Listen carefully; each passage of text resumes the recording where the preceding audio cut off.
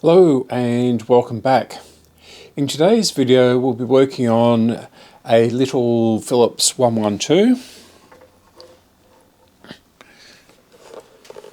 which I have here.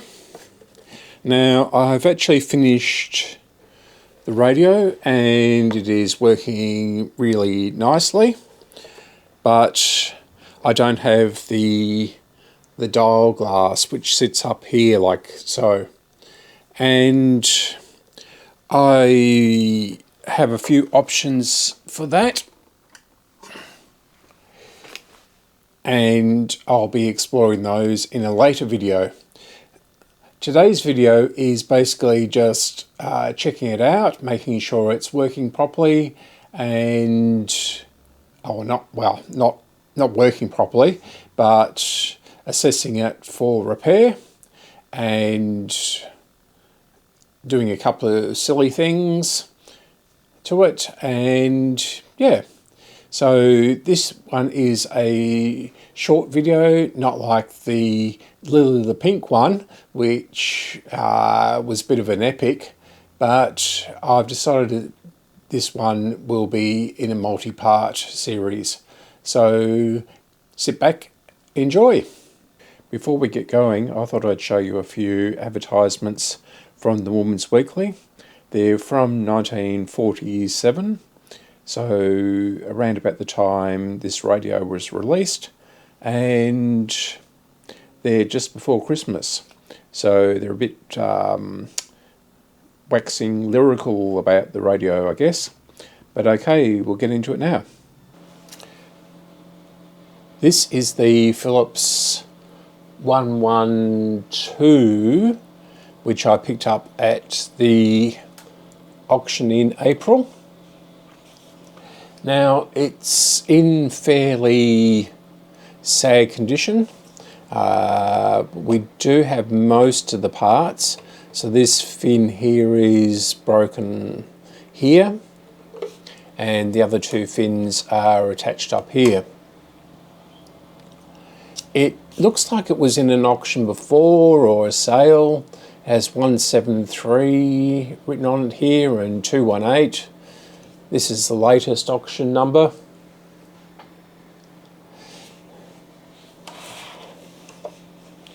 Inside,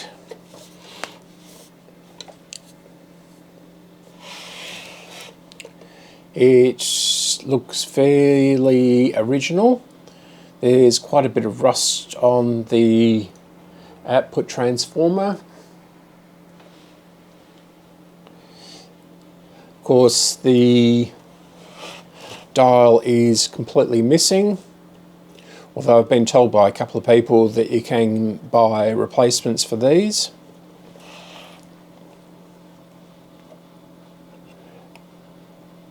It doesn't seem to have ever had a back on it.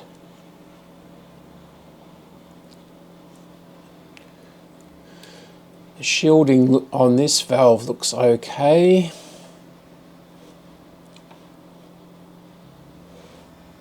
As does the one down the very back in there.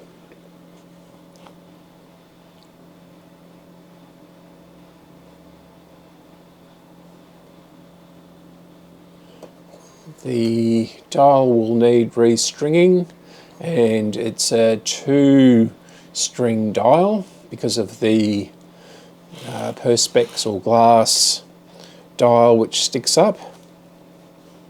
Underneath, it's been tested previously,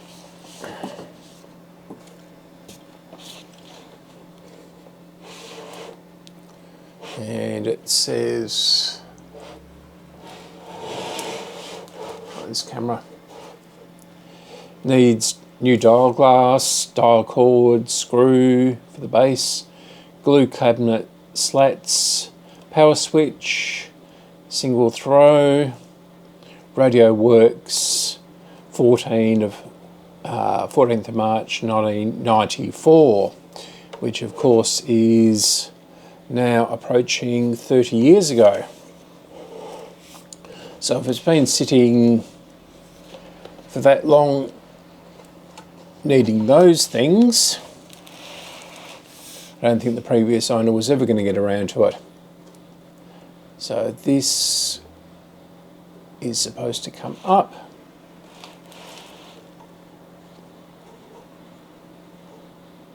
This looks fairly out of whack.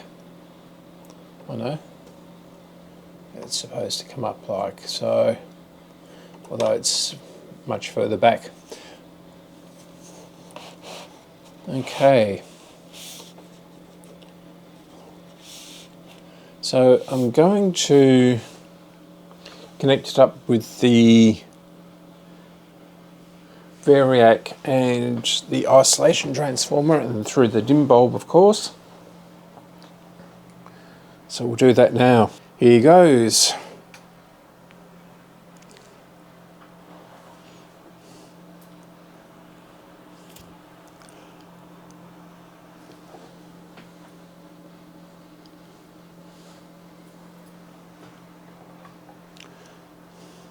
So it's 60 volts.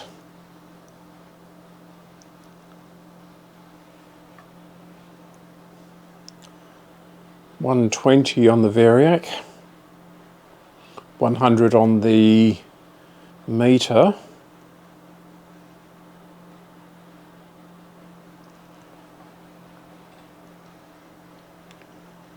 $140 on the variac, 126 on the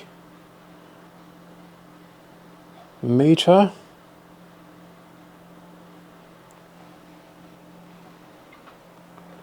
$180 on the variac, and $172 on the meter. See if we're getting anything.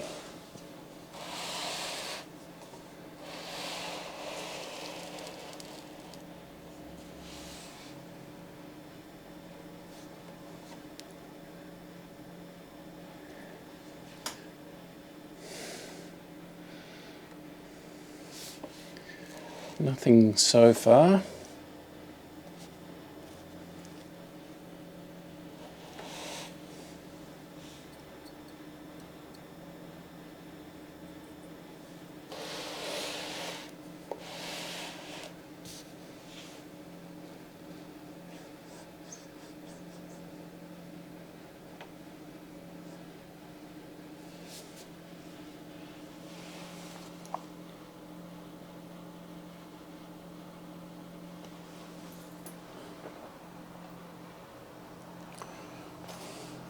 Okay, 200 on the variac and 195 on the meter. I do have it switched on here, don't I? Oh no. Okay, we'll try that again. So bring it back down to 60 and turn it on this time. Okay.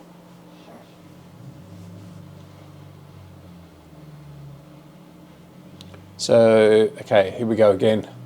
So 60 on the variac and 60 on the meter. 80 on the variac, 78 on the meter.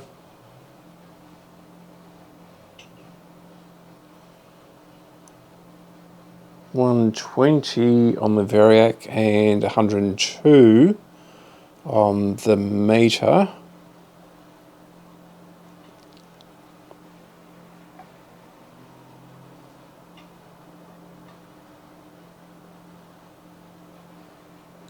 And 60 on the variac and 150 on the meter.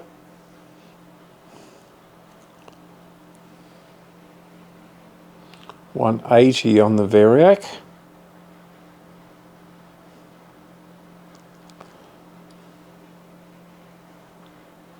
$170 on the meter. $200 on the variac and 192. So we should be getting something now. No heat there. No sound.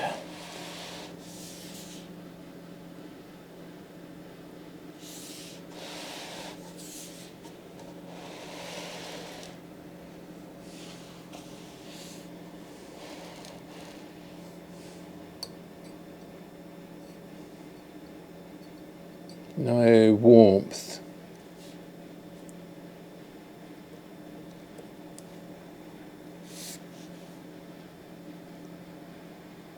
From the filaments.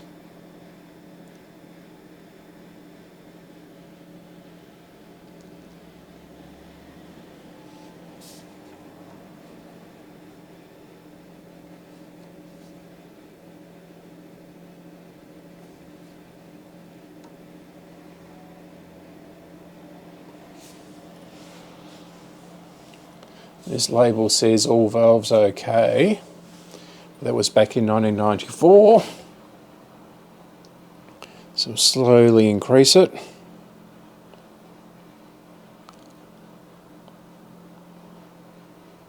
$220, $216 on the meter, $240 on the Variac, and $240 on the meter.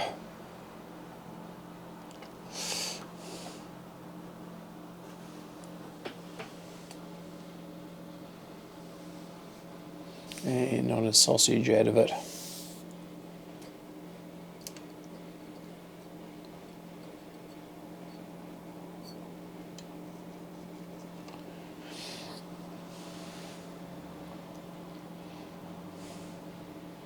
Okay, so there's something fundamentally wrong with this. So I'm going to pull it apart and we'll be back.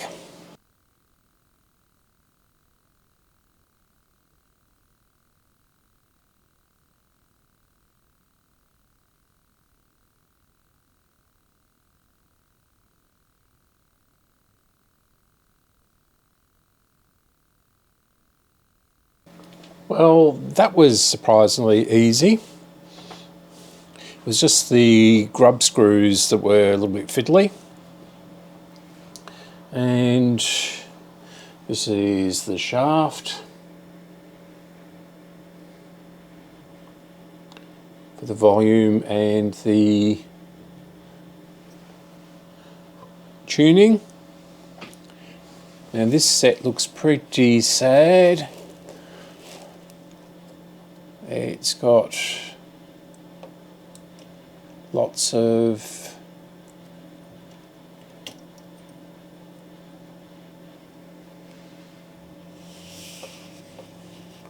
filth on it. It does seem to be a permanent magnet version.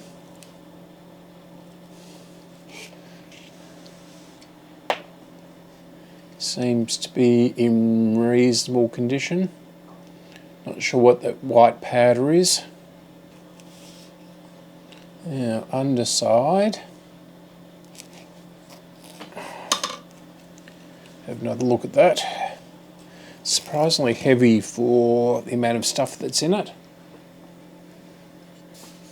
So, yeah. So this will have to go. So 1, 2, 3, 4, 5, 6. That looks like a electrolytic. And there's another one on the top here. First thing to do is take it outside and give it a bit of a scrub.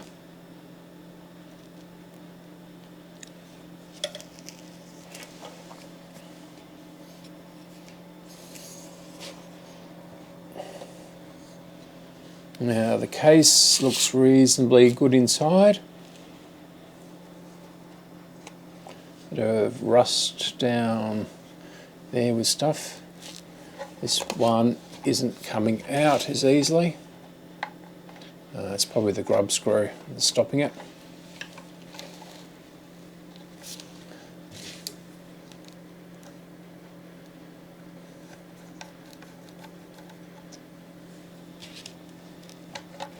Yep. So there's a brass collar around the Bakelite.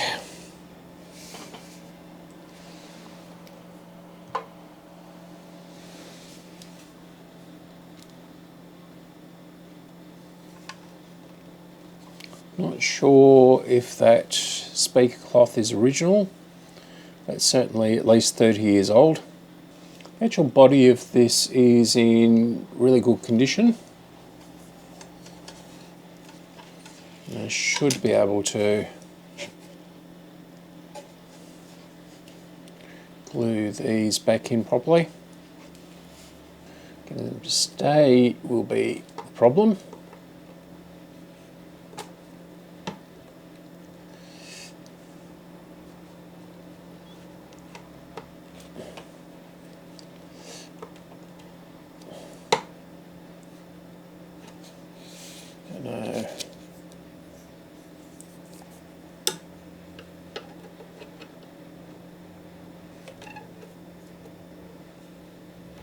How these are longer than the case.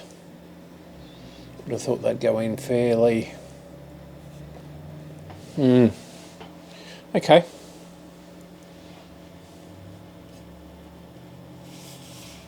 So the case seems to have shrunk a little minor amount.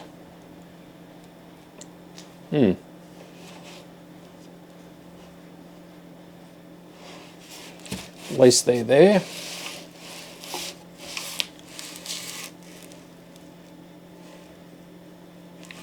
And yeah. So I seem to have all the bits for it. Just the dial glass is missing.